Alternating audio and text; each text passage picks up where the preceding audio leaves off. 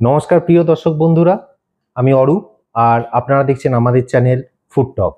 Food টক চ্যানেলটি কি সেটা একটু প্রথমে জেনে নেওয়া খুবই দরকার। ফুড টক চ্যানেলটি হলো একটি বিজ্ঞান ভিত্তিক শিক্ষামূলক চ্যানেল, যেখানে আপনারা জানতে পারবেন খাদ্য সংক্রান্ত বিভিন্ন বৈজ্ঞানিক ব্যাখ্যা, যা আপনাদের সঠিক খাদ্য চয়নে সাহায্য করবে। আমি যখন এই ভিডিওটি বানাচ্ছি তখন কলকাতার তাপমাত্রা 40 ডিগ্রি সেলসিয়াস, রিয়েল ফিল হচ্ছে 50 ডিগ্রি সেলসিয়াস। এমতো গরমের হাত থেকে বাঁচতে ওআরএস এর ঝুড়ি মেরা ভার। আর সেই জন্যই হয়তো সুযোগ পেলেই আপনারা readymade ready to drink ORS কিনে খাচ্ছেন। কিন্তু একবারও কি ভেবে দেখেছেন যে ওআরএস আপনারা কিনে খাচ্ছেন সেটা আদেও ওআরএস কিনা? আপনারা পড়েছেন নকল ওআরএস এর ফাঁদে। কিভাবে সেটা জানতে গেলে এই ভিডিওটা স্কিপ না করে পুরো ভিডিওটা দেখতে থাকুন।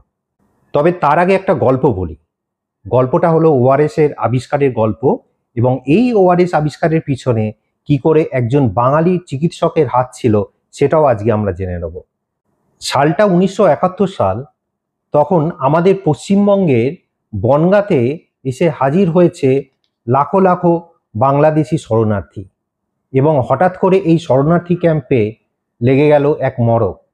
বাংলাদেশি ক্যাম্পে ছড়িয়ে পড়ল কলেরা, আর এই কলেরাতে মৃত্যু হতে লাগলো শত শত বাঙালি। আর সেখানে চিকিৎসার কাজে এলেন ডক্টর দিলীপ মহলানবিশ। তিনি আবিষ্কার করলেন এক তরল মিশ্রণ, যার মধ্যে ছিল জল, গ্লুকোজ, নুন আর বেকিং সোডা। আর ব্যাপকভাবে এর ব্যবহার হলো, আর ফলাফল মৃত্যুর শতাংশ 30% থেকে নেমে এসে দাঁড়ালো 3.5%। এইভাবে আবিষ্কার হলো ওআরএস, যা ওরাল রিহাইড্রেশন সলিউশন নামে পরিচিত। বিংশ শতাব্দীর সবচেয়ে মূল্যবান আবিষ্কার হলো এই ওআরএস। পরবর্তীকালে যেটা ওয়ার্ল্ড হেলথ অর্গানাইজেশন এবং ইউনিসেফ বিশ্বব্যাপী অনুমোদন করে। এবার ফিরে আসি ফেক ওআরএস এর গল্পে। 1971 সালে যে ওআরএস মানুষের প্রাণ বাঁচিয়েছিল, 2025 সালে দাঁড়িয়ে তার বাণিজ্যিকরণের কারণে সেই ওআরএস কিন্তু আদৌ ওআরএস নেই। এমন কথা কেন বলছি? সম্প্রতি আমি আমার অসুস্থতার কারণে ডাক্তার দেখাতে গেছিলাম। অন্যান্য ওষুধের সাথে ডাক্তারবাবু আমাকে একটা ওআরএস লিখলেন। আমি যখন দোকান থেকে কিনলাম আমি তো খুব খুশি হয়ে গেলাম, কারণ এটা একদম রেডি টু ড্রিঙ্ক ওআরএস। এবং এই যে রেডি টু ড্রিঙ্ক ওআরএসটা আমি ব্যবহার করলাম, এই হলো সেই রেডি টু ড্রিঙ্ক ওআরএস এর প্যাকেট। এটা ব্যবহার করার একদিন বা দুদিনের মাথায় হঠাৎ একটা জিনিস আমার চোখে পড়লো।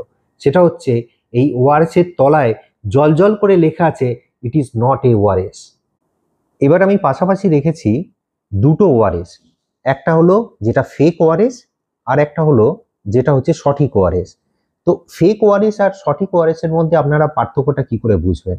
এবার আপনাদের আমি দেখাচ্ছি যে দুটো ওআরএস এর মধ্যে কি পার্থক্য। এই যে ওআরএসটি এখন আমি হাতে ধরে আছি, এটি হলো ফেক ওআরএস। এই ওআরএস এ স্পষ্টত নিচে লেখা আছে not a WHO oral rehydration solution. মানে আপনি যদি এটি ওআরএস ভেবে কিনে খেয়ে থাকেন, তার মানে আপনি একটি ফেক ওআরএস ইউজ করেছেন। আমি আপনাদের দেখালাম এটা হলো ফেক ওআরএস। এইবার আপনাদের আমি দেখাই যে ওআরএসটি অ্যাকচুয়ালি WHO রেকমেন্ডেড ফর্মুলা। তো বাণিজ্যিকভাবে যখনই ইউজ করা হয় তখন প্রত্যেকটিতে লেখা থাকে WHO রেকমেন্ডেড ফর্মুলা। তার মানে এবার থেকে আপনি যখন বাজারে গিয়ে কোনো ওষুধের দোকান থেকে এটি কিনবেন, তখন দেখে নেবেন যে সেখানে লেখা আছে কিনা WHO রেকমেন্ডেড ফর্মুলা। আমার মনে হয় আমি ডেমনস্ট্রেশন দেওয়ার পর আপনারা বুঝে গেছেন কিভাবে নকল এবং আসল WHO ফর্মুলা আপনারা চিনে নেবেন। WHO রেকমেন্ডেড ওরাল রিহাইড্রেশন সলিউশনের যে নিউট্রিশন ভ্যালু, সেটা কিভাবে আপনারা জানবেন, কিভাবে পড়বেন।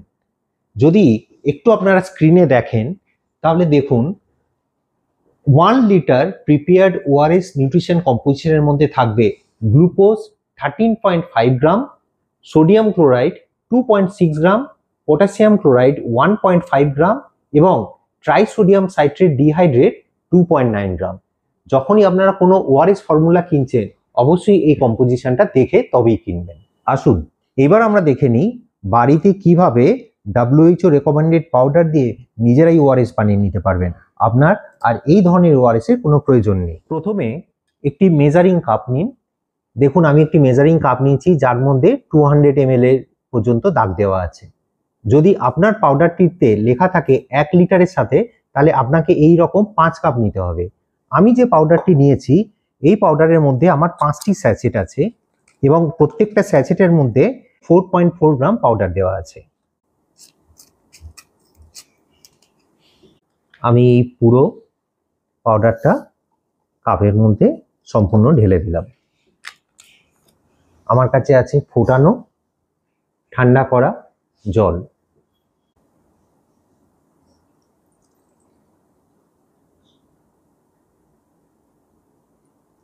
আমি 200 ml এর দাগ পর্যন্ত জল ভরে নিলাম। এবারে আমি ভালো করে এই ওআরএস পাউডারটি এই 200 ml জলের মধ্যে মিশিয়ে নিলাম। তো এইভাবে খুব স্বল্প খরচে বাড়িতেই আপনারা ওআরএস পাউডার কিনে নিয়ে এসে বাড়িতেই ওআরএস বানিয়ে নিন। আমার ওআরএস তৈরি।